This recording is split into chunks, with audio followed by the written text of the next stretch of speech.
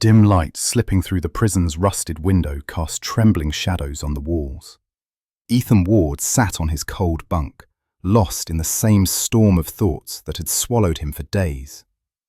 3 months earlier, he had been accused of killing a man he had never even met. Being near the crime scene at the wrong moment had turned him into a murderer in everyone's eyes.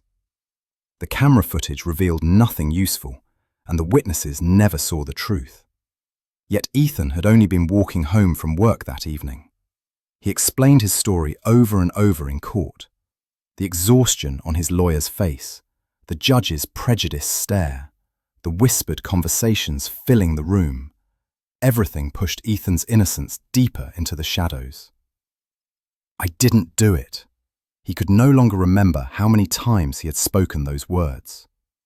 As the days in prison dragged on, Ethan's voice faded into a low hum lost beneath the constant noise. The guards labelled him the stubborn inmate who refused to confess. Even his lawyer stopped returning his calls. Visiting days passed in silence. His family behaved as if the verdict were unquestionable, avoiding his gaze. The loneliness crushing Ethan felt heavier than the iron bars surrounding him. One night, when the flickering bulb above him finally went dark, Ethan pulled a small, crumpled piece of paper from his pocket. He had written it only hours earlier, his hands trembling. At the top of the letter was a single sentence: "I was innocent." After that came long, quiet paragraphs, memories no one wanted to hear, cries no one listened to, words that had died in the cold corridors of the courthouse. His truth was far too heavy to fit onto that small sheet of paper. That night, as the metal doors stood silent along the hallway, the last bit of light inside Ethan dimmed as well.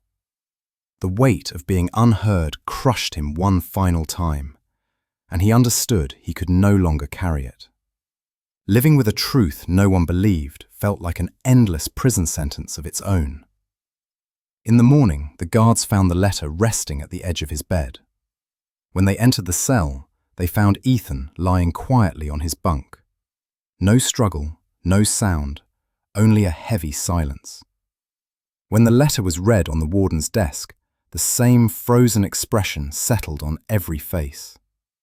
At the bottom of the final page, one sentence stood alone. "Telling the truth wasn't enough, but maybe one day you'll hear it." Months later, the case file was reopened. A new piece of evidence led investigators to the real killer.